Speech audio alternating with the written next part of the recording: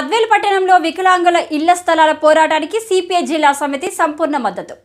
వికలాంగుల భూ పోరాటానికి తన స్వార్థం కోసం అడ్డంకిగా మారిన నోబెల్ శంకర్ రెడ్డి ఆస్తులపై సిట్టింగ్ జడ్జితో విచారణ జరిపించాలి. సిపిఐ జిల్లా కార్యదర్శి గాలిచంద్ర డిమాండ్.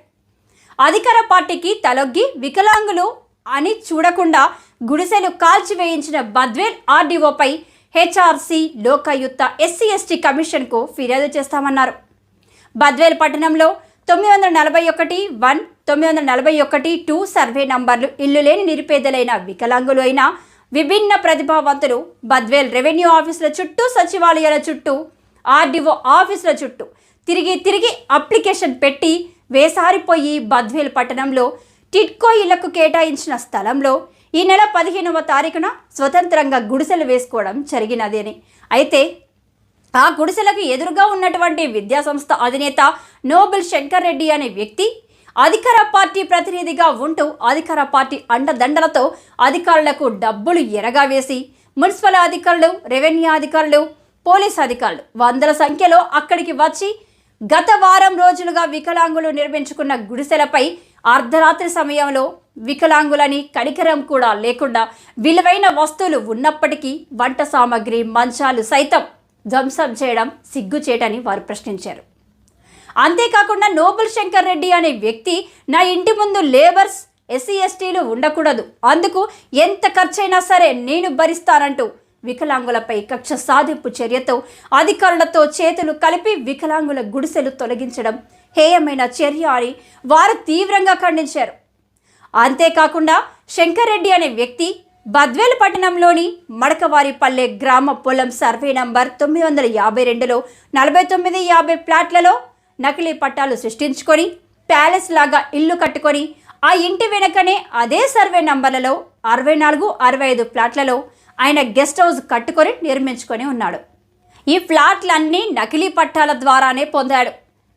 257, 258, 279, 280 8 సెంటర్ ప్లాట్లను నకిలీ పట్టాల ద్వారానే ఆక్రమించుకున్నాడు.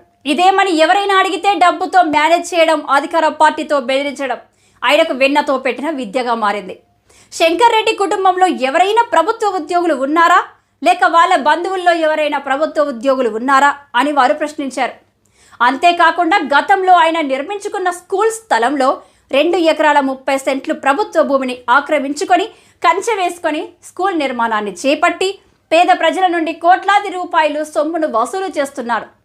గతంలో రేకుల షెడ్లో నిర్మించుకున్నటువంటి స్కూల్ ఈరోజు యూనివర్సిటీ లాగా మార్చాడంటే ఎన్జిఓ ఫ్లాట్లలో చేసిన నకిలీ పట్టాల ద్వారా అవినీతి దీనికి నిదర్శనమని వారన్నారు.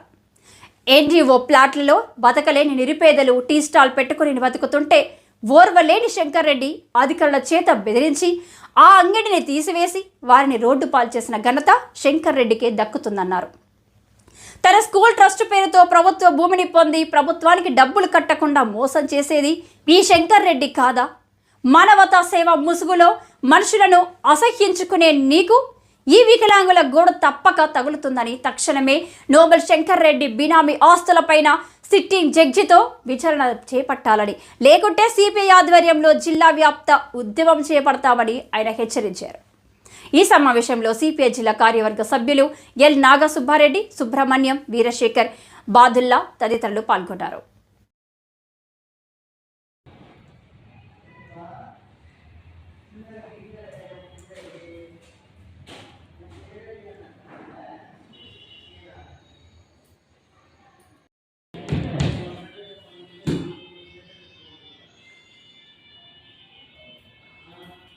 బద్వేలు పట్టణంలో ఈ నెల 15వ తారీఖున విభిన్న ప్రతిభావంతులు ఎవరైతే ఉన్నారో దాదాపు 2000 పైచిలకు ఉన్నటువంటి విభిన్న ప్రతిభావంతులకు ఇంటి స్థలాలు కావాలని చెప్పి అనేక పర్యాయాలు అధికారుల చుట్టూ, పాలక వర్గాల చుట్టూ తిరిగి వేసారి విధి లేనటువంటి పరిస్థితుల్లో బద్వేలు పట్టణంలో ఉన్నటువంటి మడకలవారిపల్లి గ్రామ పొలం 941లో ప్రత్యక్ష భూ పోరాటానికి శ్రీకారం చుట్టి గుడిసెలు వేసుకున్నటువంటి వాళ్ళపైన పోలీసులు, రెవెన్యూ వాళ్ళు, మున్సిపాలిటీ వాళ్ళు మూకుమ్మడిగా దాడి చేసి జేసీబీలతో గుడిసెలు తొలగించడమే కాకుండా వాటన్నిటిని కుప్పగా పోసి కాల్చడం, దగ్గరికి వచ్చినటువంటి విభిన్న ప్రతిభావంతుల పైన కేసులు పెడతామని చెప్పి బెదిరింపులకు దాడులు చేయడమే కాకుండా దానికి నేతృత్వం వహించినటువంటి భారత కమ్యూనిస్ట్ పార్టీ సిపిఐ నాయకులు వీరశేఖర్, బాలోభయ్య, పడిగే వెంకటరమణ లాంటి వాళ్ళపైన విభిన్న ప్రతిభావంతులపైన కూడా కేసులు పెట్టినటువంటి పరిస్థితి. పోనీ ఇవాళ బద్వేలు పట్టణంలో కేవలం వీళ్ళపైనే ప్రతాపము చూపిస్తారా, లేకపోతే ఎదురుగా ఉన్నటువంటి నోబుల్ స్కూలు కరస్పాండెంట్ శంకరెడ్డికి సంబంధించినటువంటి చిట్టా 949, 950, 952లో అక్కడేమో ఒక పెద్ద ఎస్టేట్ లాగా నిర్మించుకున్నటువంటి వ్యక్తి, ఎదురుగానే ఒక పెద్ద బిల్డింగు 3 అంతస్తుల బిల్డింగు కట్టుకున్నటువంటి వ్యక్తి, ఇంకొక చోట విద్యానికేతన స్కూల్ పేరుతో ట్రస్ట్ పేరుతో మొత్తం ప్రభుత్వ భూమినంతా ఆక్రమించుకున్నటువంటి వ్యక్తి. ఇతని కనుసన్నల్లో ఇవాళ ప్రభుత్వ భూమికి సంబంధించినటువంటి అంతా కూడా ఆక్యుపై చేసుకొని ఆక్రమించుకొని ఒక ఎస్టేట్లుగా మార్చుకొని వ్యాపారం చేసుకుంటా ఉన్నటువంటి వ్యక్తి కనుసన్నల్లో ఇవాళ రెవెన్యూ యంత్రాంగం కావచ్చు, మున్సిపాలిటీ కావచ్చు, పోలీసు యంత్రాంగం కావచ్చు, వీళ్ళు పరిపాలన కొనసాగించేటువంటి పరిస్థితి చూస్తూ ఉన్నాం.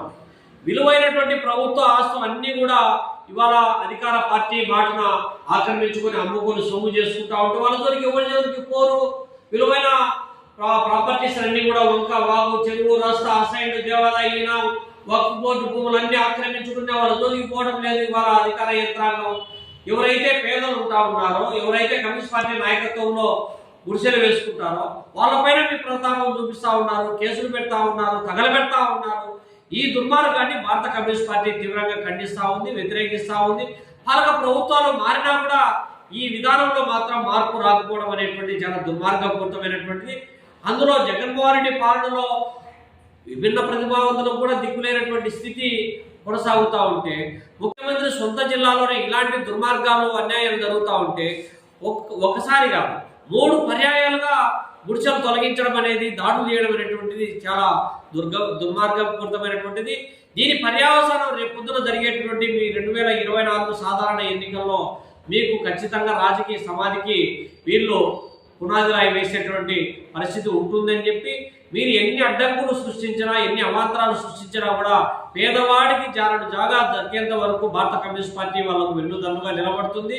ఉంటే భూమి ప్రభుత్వ స్వాధీనంలో ఉండాలి, లేకపోతే పేదల స్వాధీనంలో ఉండాలి, ప్రజా ప్రయోజనాల కోసం ఉపయోగించాలి తప్ప ఈ విధమైనటువంటి నోబుల్ శంకరెడ్డి లాంటి వాళ్ళకో, లేకపోతే మున్సిపల్ చైర్మన్ లాంటి వాళ్ళకో, లేకపోతే అధికార పార్టీ నాయకులకో ఉపయోగపెట్టడానికి, లేకపోతే వాళ్ళు వ్యాపారం చేసుకోవడానికి వీలు లేదనేటువంటి పద్ధతిలో భారత కమ్యూనిస్ట్ పార్టీ కార్యాచరణ సిద్ధం చేస్తుందని చెప్పి కూడా ఈ సందర్భంగా తెలియజేస్తా ఉన్నాం.